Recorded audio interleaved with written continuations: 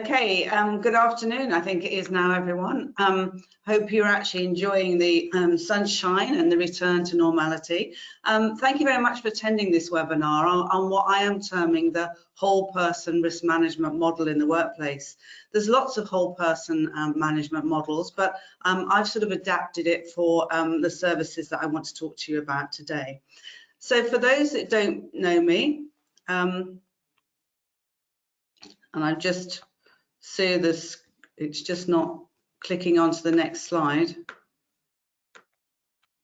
Oh, right, that's there now. Can everybody see that? Sue, can you see that? Is that okay? Gone on to the next slide? Yes, absolutely fine, yes. Okay, so for some of you that sort of don't know me, then I've been in healthcare for over 35 years. And in the last 22 years it is now, I've been in integrated health risk management, which looks at an end-to-end solution of all aspects of employee health risk, including, straddling safety, health and well-being. My qualifications, I started off very much taking an MSc in occupational health and safety, and that's where I got my interest in risk management, but then realized there was more to the health side of health and safety than maybe I realized, and then did an MSc in exercise and nutrition, which I found was really enlightening, and then moved on to doing a doctorate in looking at the underlying cause and contributory factors to musculoskeletal disorders, but has since gone on to actually look at psychological and psychosocial factors. So I'm very much interested in quantitative and qualitative data, the quantitative telling you what's happening, the qualitative we find tells you why it's actually happening, or gives you a better insight. I tend to work a lot closely with large clients looking at developing their health and well-being strategies. I'm very much involved in actually ensuring that data is recorded and reported accurately, which is not easy, as a lot of data is very misleading and not very robust, but also to use that data to understand the occupational and personal risks to drive appropriate controls. I'm involved, excuse me, I'm involved in developing unique solutions to prevent and manage health. And this morning I've been at the Barbican. In fact, I'm in a cellar very near the Barbican, working with the Business for Health and the CBI work, which started off very much looking at giving us all 5 years of extra quality life, but now is actually looking, as I'll talk a little bit later, on how businesses can impact and help us improve employer and employee health, but also public health. There's just a delay in the slides moving, I'm sorry.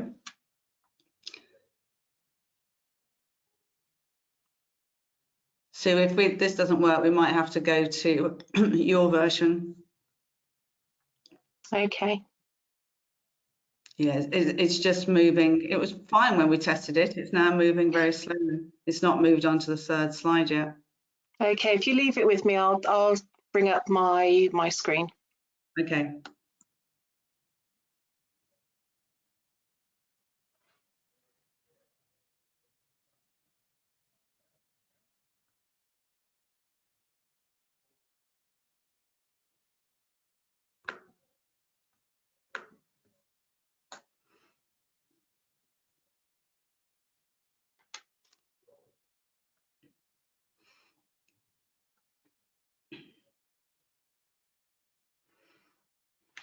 How's that, Pamela? Can you see my screen?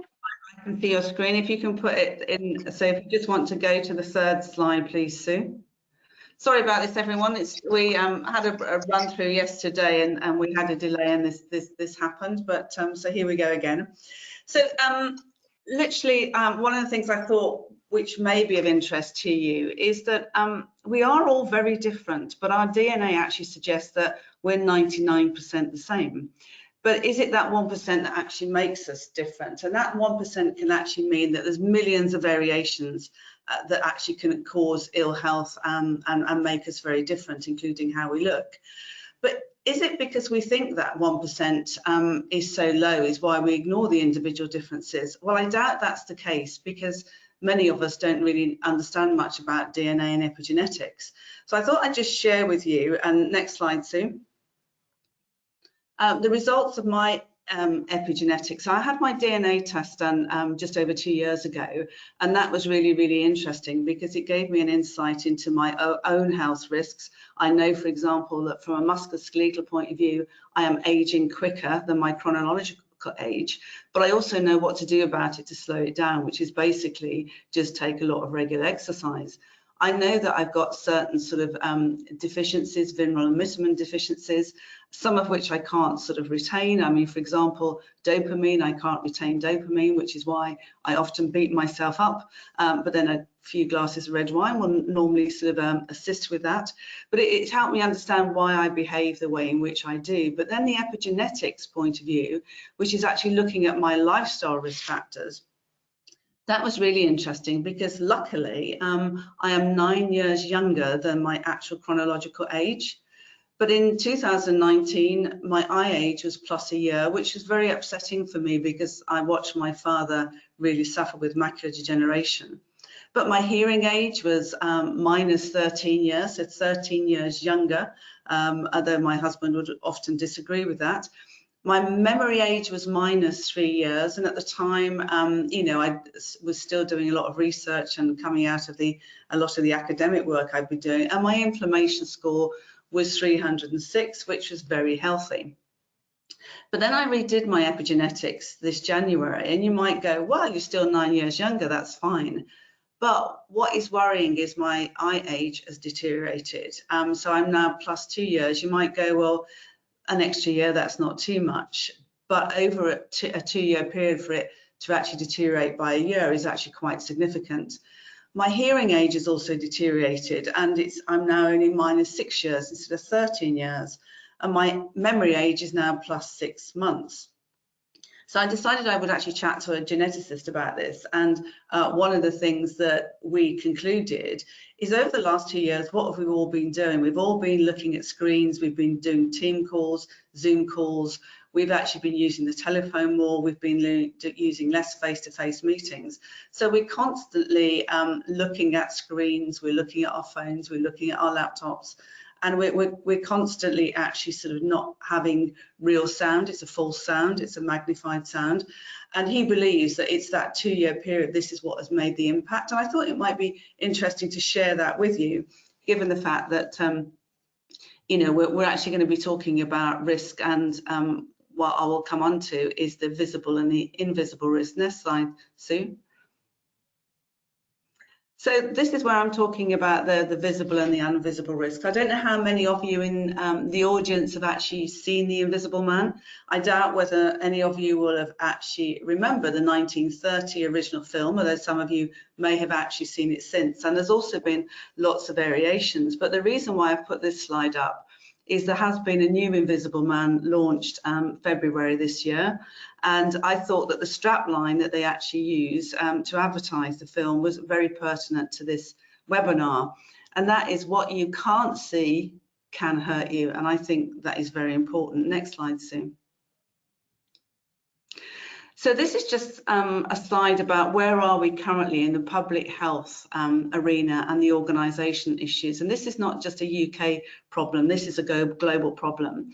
So if you take the little individual in the circle of all the risk factors, the personal risk factors, those are really something that we have issues with globally, not just in the UK, more so in the Western world than the East. But we actually, from a clinical point of view, from an occupational point of view, we're rarely assessing these factors when people are ill. So how often is it when somebody has low back pain, do we actually look whether it's the excess weight that's causing the back pain? Also, and this has become very apparent in the work that I've been doing with the APPG and the CBI, we actually rarely collect data on the well. We collect a lot of data on the ill. The NHS collect a lot of data, organisations collect a lot of data, but how often do we collect data on the well? And even with the plethora of wellbeing programmes that organisations tend to do, how much real robust data is actually being collected? And I think we've agreed that, you know, not a great deal. So industry has failed to address behavioural change. For 100 years now, we've actually been talking about we need to actually sort of change our behaviours, but we seem to be getting worse and not better. And some of the people that talked about it 100 years ago, including Eugene Sandow, who's physician to King George V, then I think he would be horrified if he could actually see where we are today. So where does this leave us? What are the results of this? Well, we tend to overdiagnose and overtreat. There's lots of studies being actually done on that.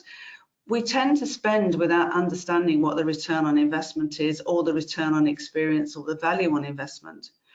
We rarely measure outcomes. It's always surprising how often we assume that outcomes are being measured, but clinically and in wellbeing programs, rarely are they actually measured for both short-term and long-term benefit.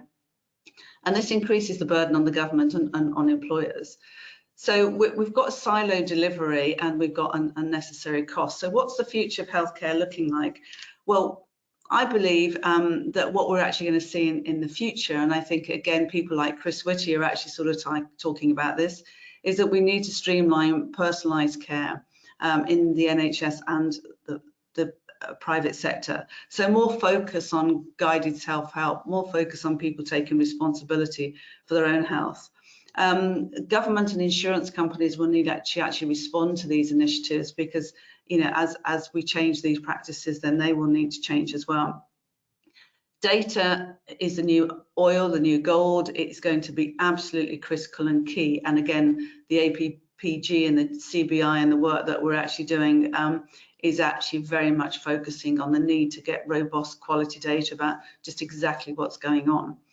We will see an evolution of the medical model, in my view. So I think the medical model hasn't moved for many, many, many years.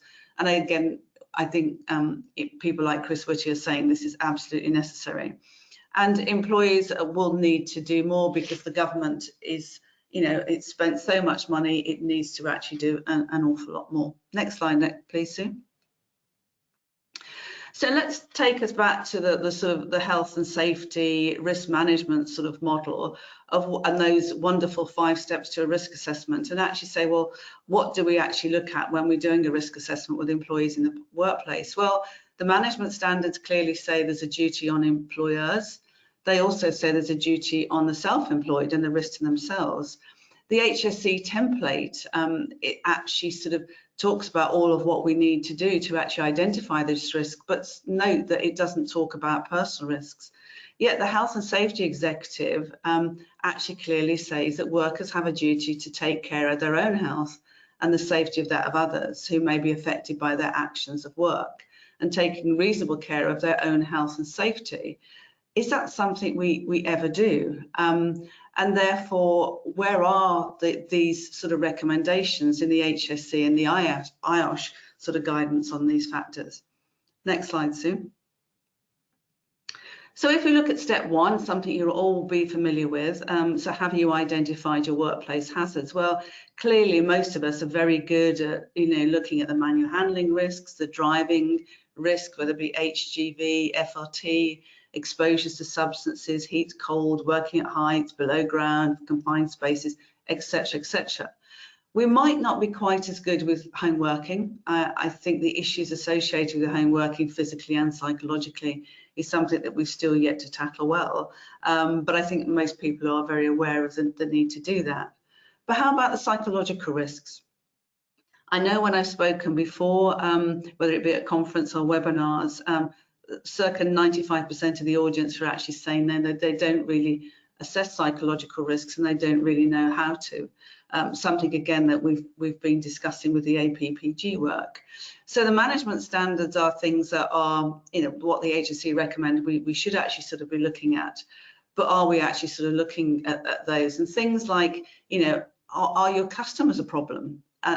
Most of us would say, well, if our customers are a problem, we're going to ignore it. But the HSE will say, no, we shouldn't. So I think we need to understand, are our customers putting our employees under pressure? What about somebody's patch or traffic, the variances in the winter and the summer? And how does that vary with the individual differences that I will come on to?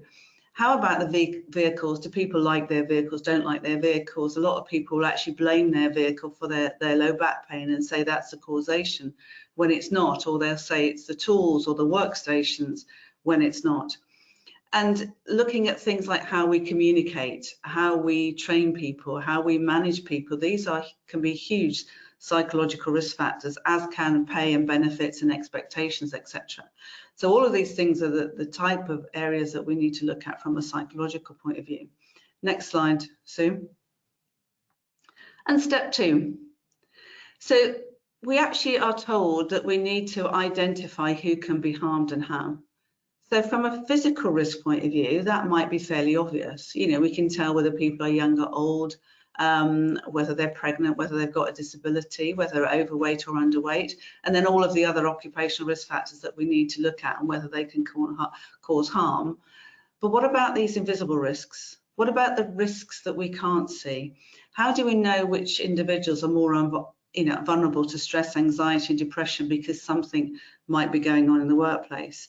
How do we know that they've got a neurodiverse condition, a learning disorder, dyslexia, dyspraxia, and whether that is actually making them more anxious or stressed in their work? We don't often know about their genetics and genetic risks. We won't know things like activity or things like gender at birth, and has that changed their risks? Next slide, Sue. So also, as part of step 2, who can be harmed and how, we are all on a health spectrum at times in our lives, and we can vary between optimal health and disease. If people are very ill, so on the right-hand side, we may know about it. If somebody's got cancer or cardiac disease, we may know. But if they've got like diabetes type 2, we might not know. And probably a lot of us are never in optimal health, and we're going somewhere between good health and poor health. But that false wellness is where, we start getting a few niggles and we could go either way. But when we're trying to assess risk, how do we know where people are in this spectrum? And that fact that they're not as well as maybe they would like to be, they're not feeling quite as good, that can affect both their physical risks, but also affect their psychological ones. Next slide, Sue. So again, I've used this slide before in terms of the complexity of interpreting the psychosocial factors. So we're always trying to interpret each other. So this equally, the employee could be talking to a clinician, and the clinician is trying to understand what is actually going on with this individual, what is actually causing them pain, what is causing them to be anxious, why have they got sort of digestive problems. But in the workplace, we actually see that constantly the employee has a range of psychosocial factors, a lot of them attitudes and beliefs and fears, which may be positive, but they may be negative. These social factors, psychosocial factors, can actually be maintenance factors and obstacles to recovery if they are ill, but also they can actually be causative factors as well. The manager is often trying to interpret that, and that might be their line manager, it might be the HR manager, the ER manager, or indeed the health and safety manager, but mostly it's probably HR and the line managers are actually constantly trying to interpret these. And if other things are going on, such as disciplinary, perceived injustice, a claim, a GIP claim, or an employer's liability claim, then this can make it even more complex. And I think understanding how this interrelationship, this interpretivism actually arises is key to understanding psychological risk management. Next slide, Sue. So therefore, we have to ask ourselves, given what I've said so far, is our risk assessment suitable and sufficient? Well, we don't know whether all of the significant hazards have actually been identified, and we certainly don't know whether risks have been properly evaluated, considering the likelihood and severity of harm if we take into account the personal risk factors. We don't know whether the measures necessary to achieve acceptable levels of risk have been identified. And certainly in terms of the hierarchy control, do we actually know whether our controls are working? I remember a few years ago now, one of our larger clients, just after we took over their occupational health services, their head of health and safety actually sort of came up to me and said, I want to know whether my controls are working for mental health. And I actually asked him what his risks were that he'd identified in the mental health arena. And he couldn't answer that question because he'd never done that evaluation. So I said, well, what controls have you put in place to manage those risks that you actually haven't identified? And he couldn't answer that either. So I said, I cannot therefore tell you whether your controls are working, because if you haven't identified the risk and you haven't then specified controls to address those risks, you can't measure whether they're actually working or not. So next slide, Sue. So therefore, step 3 is about controlling the risks. But if we take the hierarchy of controls, it's eliminate, reduce, isolate, control. You may have other variations of that. But if the hazard and the risk is the individual, how do we eliminate them? We're not going to do anything that's going to cause them harm. So it is very, very difficult. And if we can't see some of these risks, how are we going to control those risks?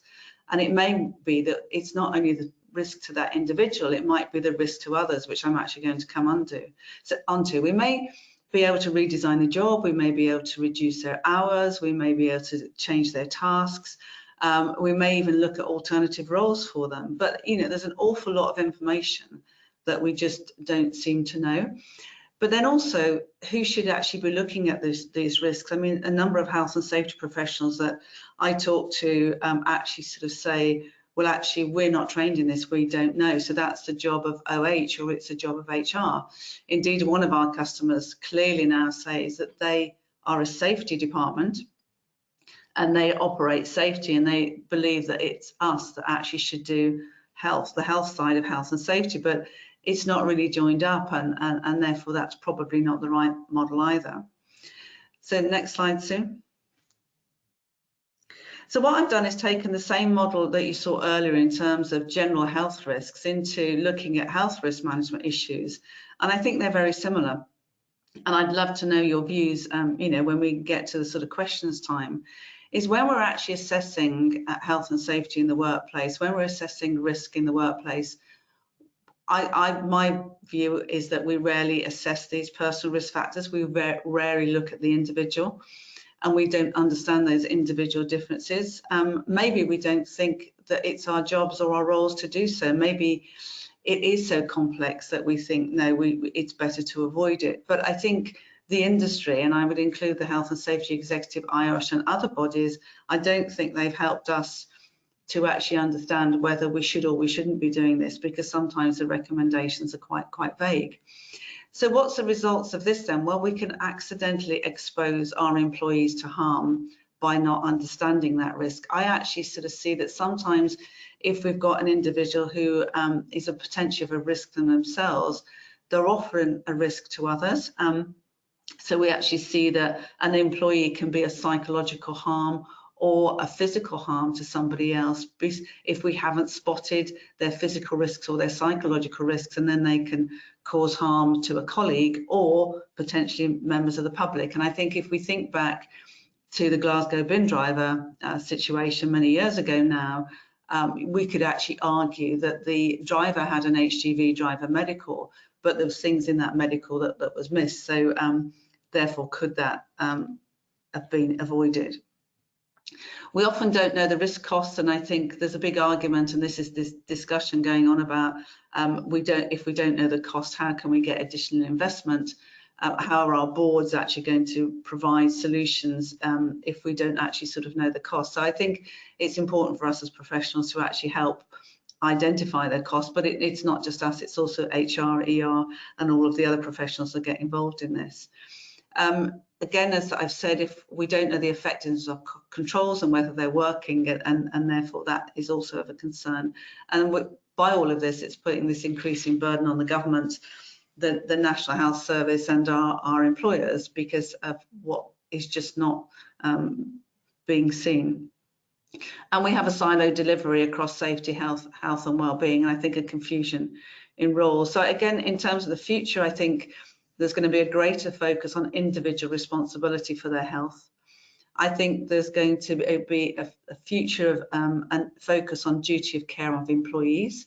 I certainly saw Holland do it a few years ago, but I don't think they've moved that model on, because I think people are nervous of it. But I think it would be a good thing if employees understand their duty of care and that they've got responsibilities. I think it will help them understand why they need to manage their own risks. Government insurance companies, again, will need to respond to this. Data will be absolutely critical in all of this.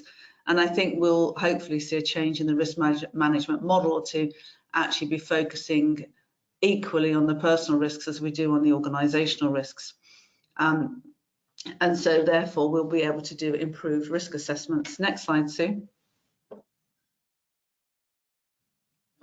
But I think this goes beyond risk management. It's not just what the risk management professionals undertake. It's also a lot further. And excuse me if my voice is going. I think I've been talking a lot today. We know that the two biggest problems in workplace ill health tend to be musculoskeletal disorders and mental health. Mental health has certainly taken the lead in the last few years, and it impacts not only on the number of days lost, and certainly mental health tends to be the highest in terms of length of absence, but interestingly we see very low number of claims on healthcare plans.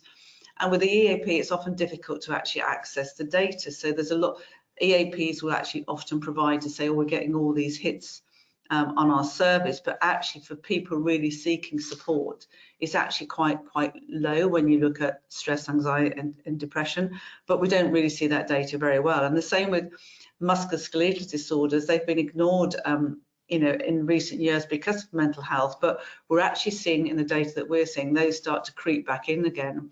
They're often the highest incidence and a shorter length of absence, around about 14, 16 days.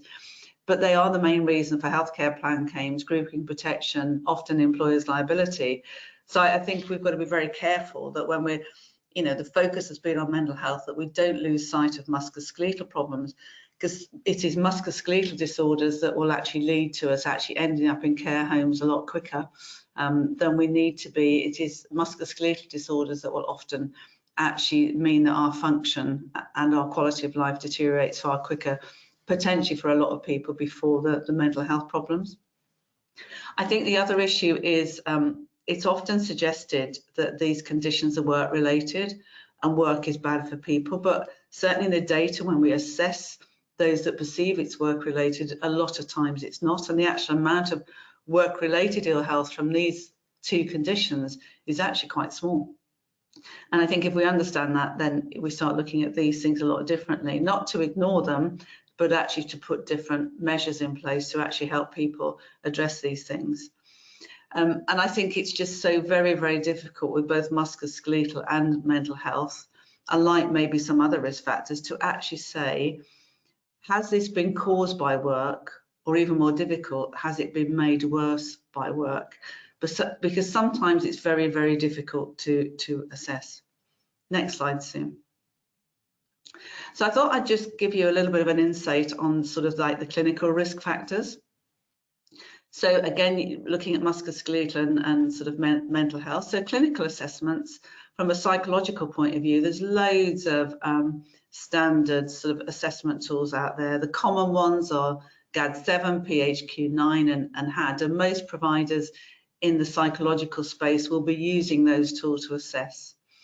And then they may, or it may be somebody like occupational health, may then look at GP reports, consultant reports, and other clinical data, medication, all of that sort of data, but all in that clinical space to actually see, well, how healthy is this person or not? Can they do their job? Can't they do the job, etc. But what is not taken into account very often is what work they actually do, unless it's the occupational department themselves, in which case they will take it into account. But also, what about these personal risks, and are they relevant when assessing the risk for this individual? And I think certainly what we're going to see happening in the clinical space is we're actually going to see more and more of these personal risks start to be considered as we start treating patients in the future. How many years we are off from that, I just don't know.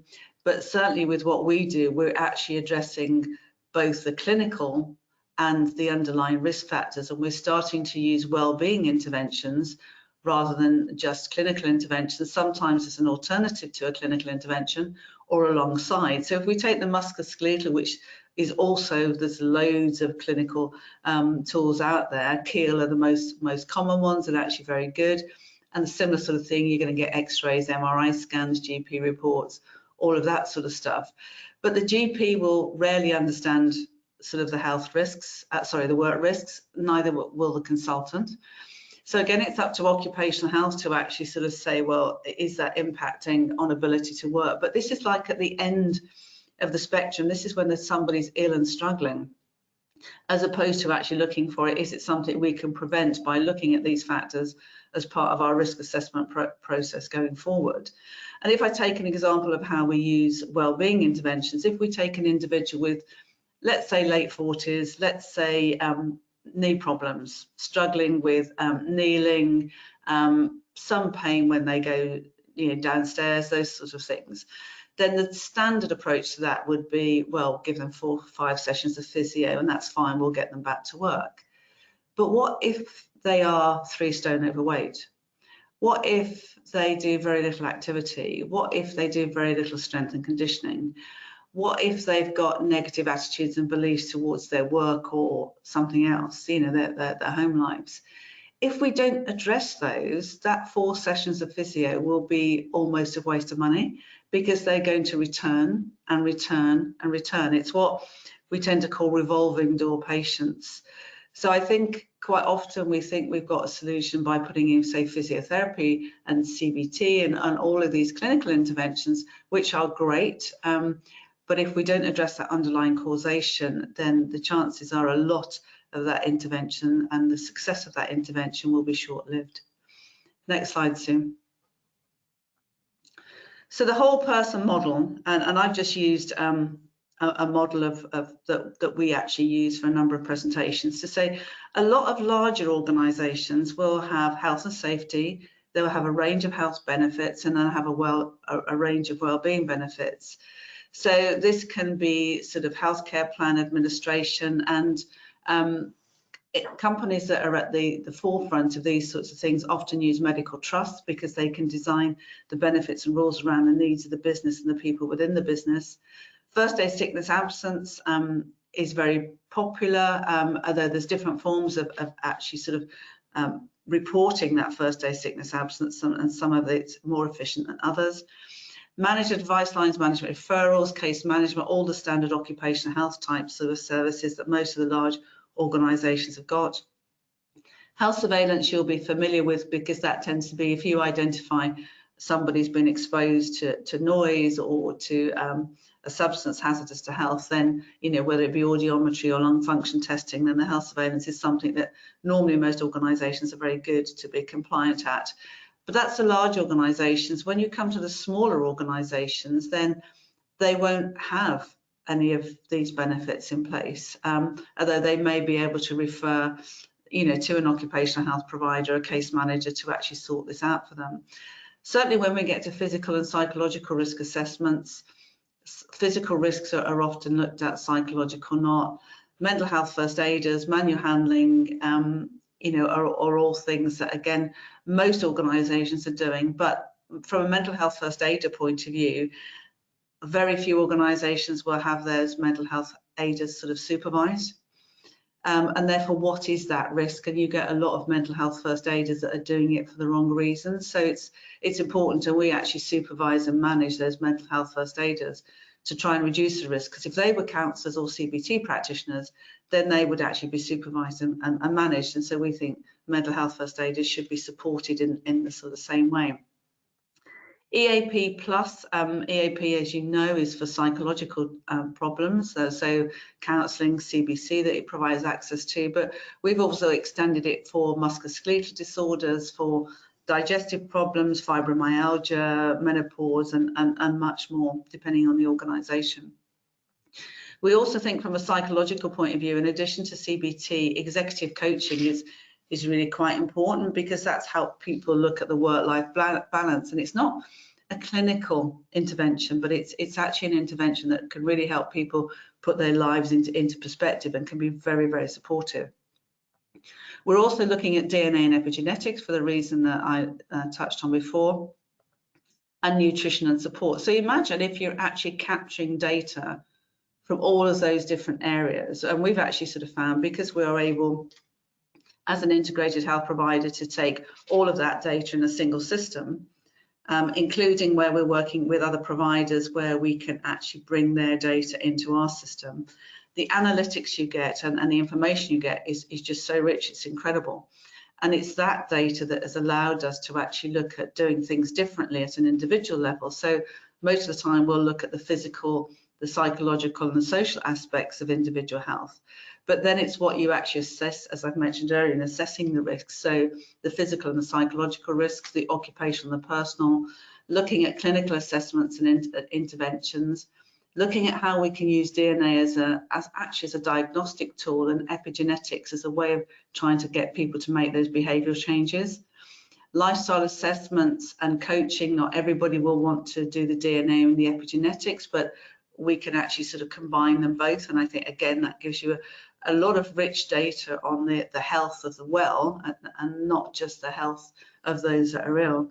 Guided self-help to actually addressing some of these things are very important, as are looking at the social influences. So to me, this model, whether you've got a single provider, multiple providers, whoever's involved, you need to look at actually addressing the data protection issues. But with the appropriate controller and processor agreements in place, you can protect the data subjects, but also get really rich quantitative and qualitative data from all of these areas. And so, and I think this is where the APPG are actually looking at as well, is how can we get employers to access this data, whether it be internal or external, to actually then be able to analyse it and understand what's really going on, and what else they can actually do to improve the health and the well-being of their employees. Next slide, Sue. So just looking, and Sue, you're going to have to click these, so you might want to click, because with me not being able to control it. So it comes out with the different things coming on. So if you click it again. So if we've got these two individuals, and you can actually see they're very, very different. And the gentleman on the left is probably easier to look at than the gentleman on the right, because we can visibly see a lot of these issues that we'd have. So we'd normally do a risk assessment on the job, on the task. And next, if you push it again, Sue. And we probably do an well, not probably, we would do an HGV driver medical. But as I mentioned earlier, those HGV driver medicals do the basics, and they don't necessarily look at some of the risks that we've talked about. And so I would always suggest that when you're looking at assessing risk, you don't just rely on the HGV driver medical, because it misses quite a bit. So if we look at the visible risks, and if you click again, Sue. So if you look at these two individuals, and you take the one on the left in particular, does his weight actually increase the risk of sleep apnea and cardiac arrest? So if you've got an individual like this driving a 40-ton truck, what's the likelihood of him actually having sleep apnea, whereby he could fall asleep at the wheel, or having a cardiac arrest? And I think this is really, really important to actually sort of look at when we're actually looking where it's a safety critical role. With the gentleman on the right, it's not as clear. He's not that overweight. He's a little bit overweight. But there could be things going on like type 2 diabetes that we actually can't see that actually could cause a problem. So how about things, does their weight and actually increase the risk of sort of tiredness? So does it increase the risk on their knees and their joints? I mean, could the individual on the left, if he had to actually really hit the brakes hard, if he was trying to avert an incident? And just as an example of that, this applies to airline pilots as well. And I've dealt with pilots in the past with similar issues, or actually with musculoskeletal disorders, that in an emergency, they can't hit the brakes sort of hard enough. They can't put the pressure on the brakes, so it could cause a very serious incident. So, so I think we've got to look at, all of the different apparent lacks of fitness as to what impact for both of them it could have on the role. But from a visible point of view, it's a lot easier. When we get to the invisible risks, looks as though you're going to have to collect these one by one, Sue. So, does their potential health issues increase their risk of not being able to react appropriately? And when you're driving an HGV, that's really, really important. Does their choice of food increase the risk of drowsiness? Are they drinking? We don't know whether people are drinking. Do they have any medical conditions that we're aware of? We may not know. If we've got good, strong occupational health departments, then they should. But I'm just throwing this out as the sort of things that we need to look at. what are the demands of the job and are they coping? So a lot of employees may demand perfectly well with the role, but what about this individual? Are they different because of the reasons that I've said earlier? Do they have any negative attitudes and beliefs towards their job? When people feel very negative, let's say they haven't had a decent pay rise, or in the winter they sort of don't like the conditions, or they don't like the traffic, or they don't like their manager, or whatever else it can be happen, that can actually mean that they lose concentration, or they get angry, they ruminate about things, and that can cause them problems. And then genetic risks, unless you're doing genetic tests, we just don't know, but it's possible that the individual on the right that looks a lot healthier, it's possible that he's got some genetic risks and some underlying medical conditions that he may not know about, but certainly we may not know about, and therefore we need to sort of think about that. Next slide, Sue. And how about this one? We often ignore people that work in offices, and you may go, no, we don't. We always assess, and we do DAC assessments. But does your D assessment to take these things into account? So with this individual, are they at an increased risk of MSD because they may have circulation problems, their weight's not going to help, their posture's not going to help, the fact that they're using a gel support suggests that there's something going on there, possibly to do with circulation. And also we need to think about what else might be going on. And we talk about presenteeism as well as sickness absence, but with this individual, we may find that because of lack of activity and poor nutrition, we may actually find that there's things that they're not actually performing as well in the workplace as they could because of tiredness and fatigue and things like that. And we could actually certainly help them with that. Next slide, Sue. And I think an area that often gets ignored because are we too nervous to is directors and senior managers. So everybody actually sort of says, oh yeah, well, when you're at that level, you perform well, you love your work, there's never a problem. But I think we take that for granted, and particularly today when being at the top of a business is extremely stressful. There is an awful lot of pressure on directors and senior managers to actually perform for their shareholders, or to ensure turnover, increase profitability, manage all the issues that we've talked about with the people, but also manage all the issues to do with the environment. If you think of the amount of facts that main board people and senior management people need to consider these days, it is ginormous.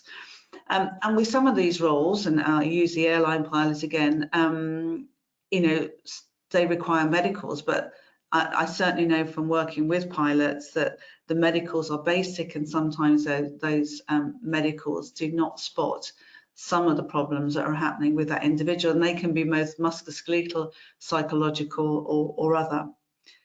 We often, with these people, don't know about, because they tend to be quite private people, but what stressors have they got outside of work?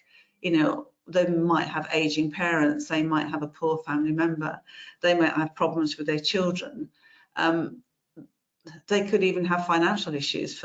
We just don't know, but there's often things that can actually impact. And also things like neurodiverse conditions. You'd think somebody on a main board level probably hasn't got a neurodiverse condition, but again, it's something that wouldn't come up in a standard medical that you would do for a main board director, and we certainly don't actually do medicals on our senior managers. So it could be that neurodiverse condition is causing problems in their performance or their communications, not because they can't perform or they can't communicate, but we just need to understand that, so we need to do things differently. I had an individual who I'm actually mentoring for a PhD, and she's was somebody that some of my colleagues thought, well, maybe she's just not going to be good enough and we need to get rid of her because she can't do this, she can't do that, she can't do the other. And then we decided to have her assessed and found quite a number of neurodiverse conditions, and were amazed that she could actually do what she was actually sort of doing. Having understood that, we could then change how we worked with her, what we got her to do, and eventually what we did is we changed her role because actually she was more suited to a role that didn't actually make things worse for her from her neurodiverse conditions. So just wanted to throw that out because we often ignore them. And next slide, Sue. As an example of this is an actual real case of somebody I worked with quite closely, quite young, in quite a powerful position under a huge amount of stress from the demands that he was experiencing with the multiple roles that he had. So the demands he couldn't change because it was the position he held, but he had no control over the changes, and the business was going through a huge sort of change.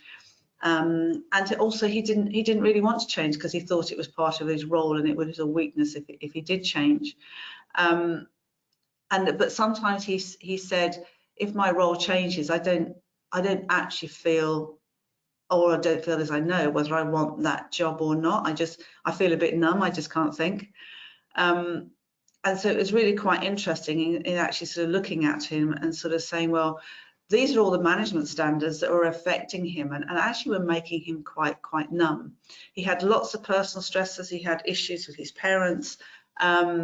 He did have, he lived alone, but did have family and friends, but had no motivation to exercise. A lot of his friends actually just went out drinking. They didn't do anything, exercise-wise. So I did actually get this chap doing a 26-mile walk. The alcohol was definitely underreported. He did drink a lot more. He smoked quite a lot. He said he only two a day, but he smoked an awful lot more than that.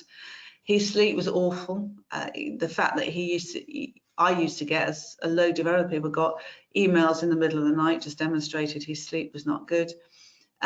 He's had no absence, but he potentially would have future absence because he had the potential of becoming quite ill.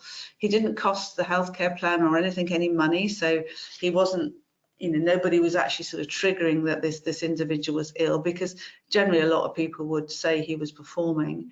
He also had low back problems, which were tended to be sort of associated with his lack of exercise and his excess weight. He's an Asian, so he carried a lot of his weight around his waist, tummy and hips, which made it worse. And strangely, he had arm and grip issues, but this tended to be associated with the tension in his neck and the sort of overall stress that he felt. So if we go to the next slide, Sue. So I won't talk you through all of these, but basically within 12 months, his anxiety and his low mood had reduced significantly. He was just a lot happier in everything that he did. He'd lost 2 stone in weight. His alcohol consumption had reduced. I'm sorry about the unite, but to 10 units or less per week. His sleep was far better, and he was getting, would you believe, over 6 hours a night. He quit smoking. He did vape for quite a while, but he doesn't vape now. He's now meeting the exercise guidelines, and I think it helped encouraging him to train for the 26-mile walk and retain it thereafter. We placed him on a Mediterranean diet because we actually looked at his DNA and his epigenetics, and he got lots of risk factors such as heart disease, type 2 diabetes, a range of problems that I think once he actually saw that, he said, I've got to do something about this. So one of the recommendations was to actually place him on a Mediterranean diet, which he's stuck to most of the time, and it's worked quite well. He doesn't suffer from back pain very much, and he doesn't have any arm or grip issues anymore. Next slide, Sue. So I think, in summary, I think it's time to do things differently. We've all sort of we don't like change. It's one of the things when we actually look at psychosocial factors in the workplace and looking at the management standards, the one thing that comes out often is that people don't like change. And that's where we see the greatest risk. Sometimes it's demands, but a lot of times it's change. So in the business for health that I mentioned, there's an active encouragement for employers to understand the data and actively invest in the health and well-being to enhance not only the level of health in the workplace, but also the level of health in the nation. They're also looking at business influences on workplace health. So, are people doing jobs that they enjoy? Are they good jobs? Also looking at products and services.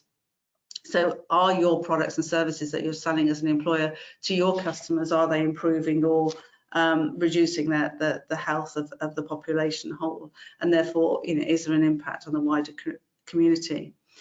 So there's lots of work going on, a huge amount of work, lots of organisations involved, and I would, anyone that's interested, I would suggest try getting involved with this. The short term is a business index to help benchmark organisation to organisation. It's probably quite basic because I don't think many people will actually have the time to complete it or won't have the knowledge to actually sort of do it, won't have the data, but it's just trying to get some data on what organisations are actually sort of doing, and they're doing a round of workshops to collect this data from a qualitative point of view as well. So there's lots of workshops and conferences going on. Pilot projects, including a 4-day week, is actually being explored. And I know some organisations that are actually going into that pilot with trepidation. NHS and clinicians need to change. Chris Whitty has actually clearly said, as part of the work that the APPG has been doing and how we need to go forward, and in his new role, this is something that has to change. The food chains, some of the big stores like Tesco's and Sainsbury's are actually getting quite heavily involved, and the food chain needs to actually respond to supporting us in actually achieving these goals. And obviously the environment is something that we keep hearing an awful lot about. And I think they're hoping that the health issues can actually be responded to in exactly the same way as the environment, or in terms of robustness. Next slide, Sue. So just a quick thing, and conscious of time. So should we redefine risk? I put a suggestion there, but I mean, we could play with that suggestion. But I think we need to take into account is what the likelihood and the potential harm could be, not only from the occupational risks, but also the likelihood and severity from both the visible and the invisible risks that I've talked about. And therefore, do we need to change the legislation to place more accountability on the employee? Or is it not the legislation, is it actually the way in which we practice? Is it what do we do? So next slide, Sue. So should we be lobbying government to change the legislation, or is it that we need to lobby the Health and Safety Executive to change their advice and guidance to help support health and safety managers and risk managers? Or as risk professionals, do we need to help drive that change? Do we need to change our practices? Do we need to change experiences of what we find and what the potential risks are, so that we can actually come up with a more robust way of doing this in the future?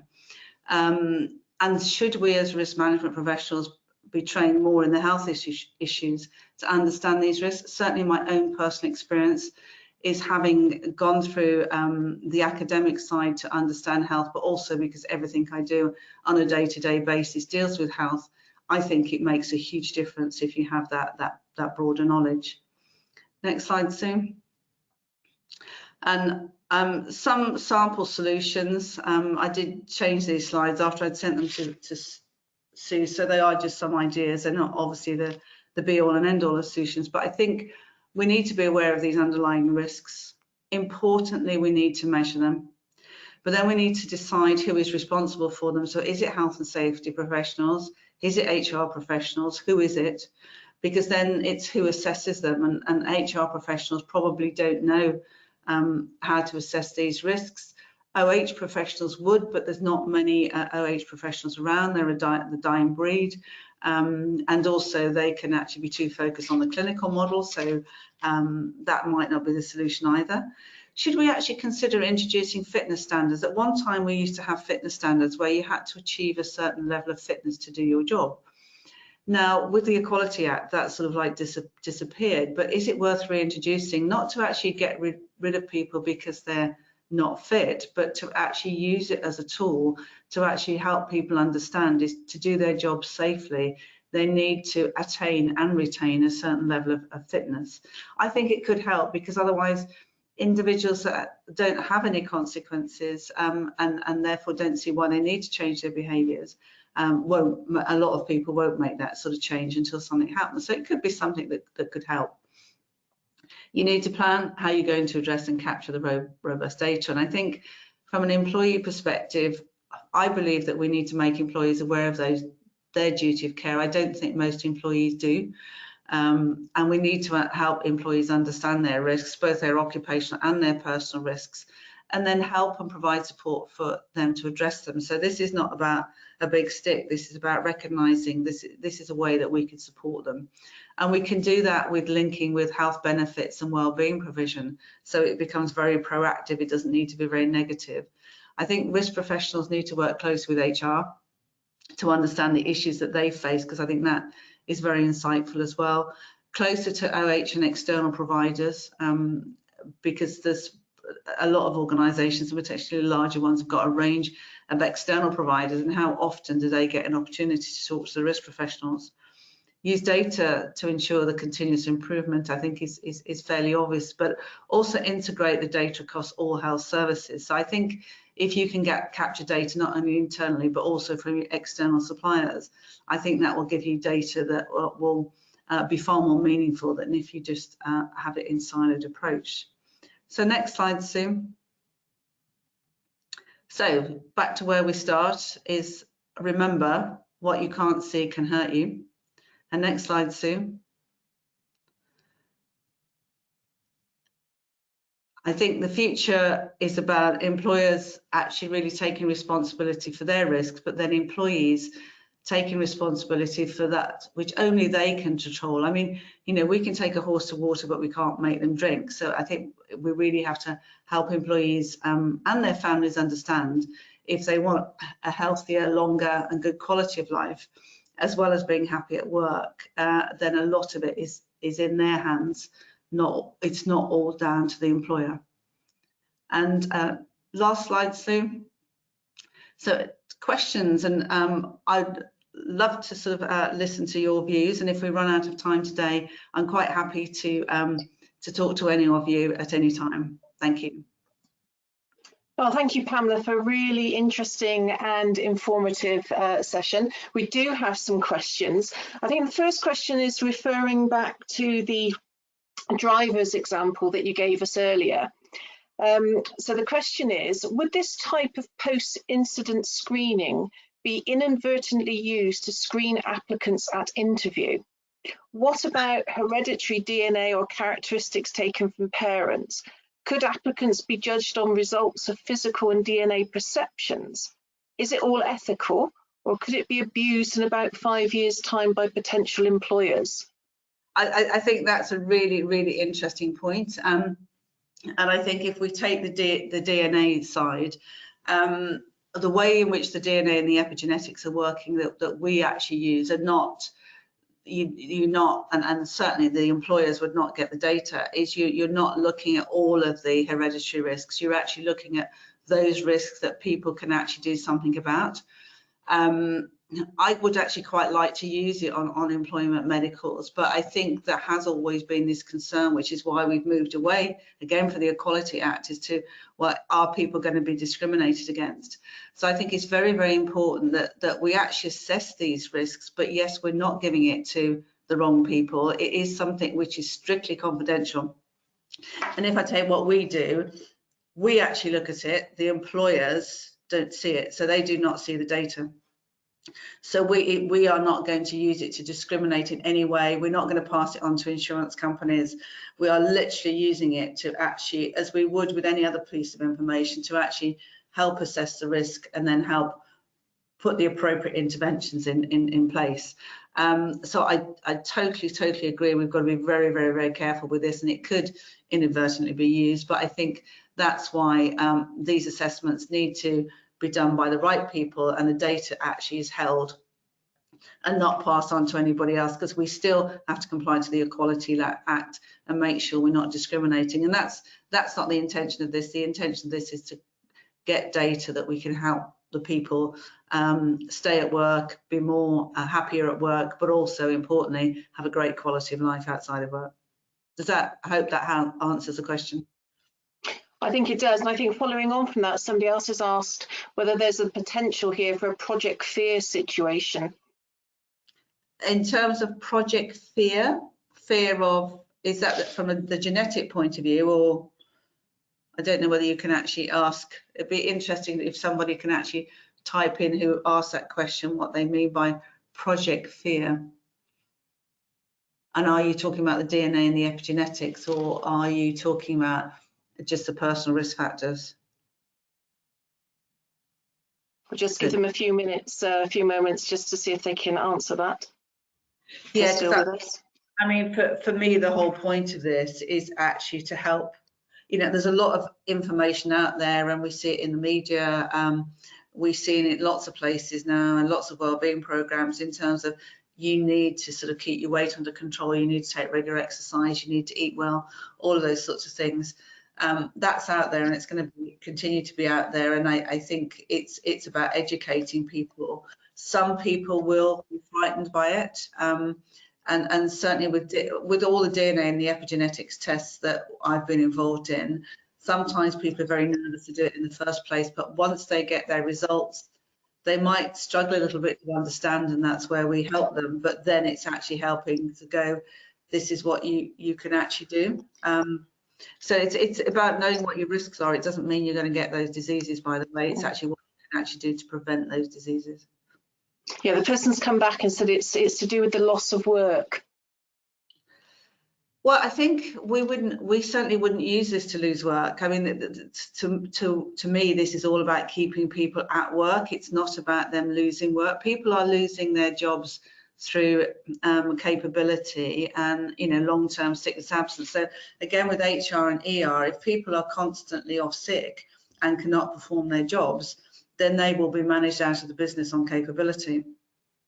When there's an awful lot of those people, and we've actually seen it over the last 5 years, that can be managed, the issues addressed and kept at work. So this is about, and certainly we've actually been through this with some of our customers. When you initially start talking about this, yes, there is a concern. People might be fearful, but once you actually help them understand, help people like the unions understand, this is a positive thing, not a negative thing. And the result is we actually keep people more people in work that otherwise would have actually been dismissed because they were having lots of absences or lots of accidents, etc. Okay, thank you. And another question is, what tips, if any, can you give us to join up health and safety to prevent siloed delivery? I think it is about actually talking to HR or ER if you've got, depending on the size of the organisation, starting those conversations. And this is what I did many years ago with a senior risk manager, well, 2 senior risk managers and the HR director at the time. And those conversations in the organisations that stemmed out of that still exist. So having senior people from a risk management point of view with senior people from an HR perspective or ER, because we have employee relations now, actually talking to each other and sharing information. And I think for health and safety managers to really understand the health risks, but for HR personnel and other people to really understand what health and safety is all about, because a lot of people don't understand health and safety, and everything works in silos. So I think it is about if as risk managers we can actually start approaching HR and ER and start talking to them. Also having close relationships with occupational health can help, depending on whether you've got an internal or external sort of provider.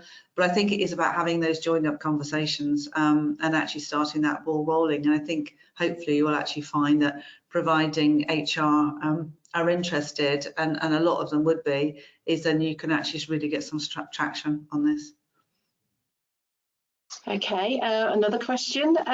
How would you go about identifying the invisible or individual risks without offending people?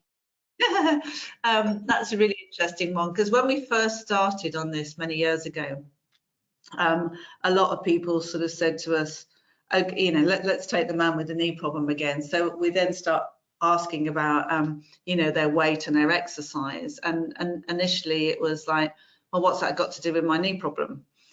But we've moved beyond that a long time, and now it's about how the way in which we do the assessment, how we ask the questions, but also most importantly how we explain how these risks correlate.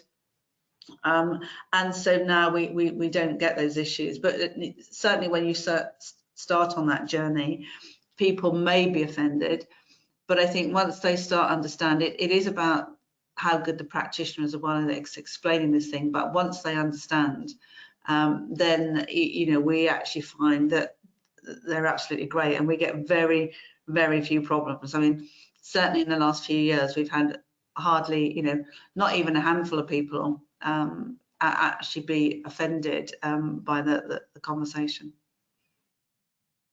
Okay, thank you. And this is more of a comment rather than a question, but I'll share it with everybody. So somebody said, thanks for the answer to the previous question, and that legislation has to be robust to protect a person's opportunity to find and be successful in a job. And employers and fellow workers could polarize co-workers for their physical characteristics. So employers could, over time, use finding or studies to inadvertently screen applicants. Yeah, and I think we've seen that historically. I think there's lots of myths around, and it's like if you take somebody that's overweight, that there's the automatic assumption that that person that is overweight is unfit. That's not true. And I mean, I go to about 5 to 7 different classes during a week, and certainly in the body step class, anybody that's into body step, I have one lady that's always in front of the class who's a little bit overweight, but she's proud of it, she's happy with it, but boy is she fit. And there could be reasons why she's carrying that excess weight, and I've worked with personal trainers in the past that have been overweight. So I think we're very quick to jump to assumptions and myths, and at the end of the day, it's about actually getting that data and making sure that we don't misuse information by jumping to the wrong conclusions. Is my thoughts on that. Thank you, Pamela. We don't have any more questions. I hope you'll agree with me. There were some really good questions there.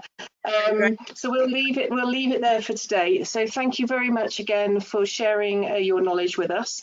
Thanks to everybody who's joined us today as well.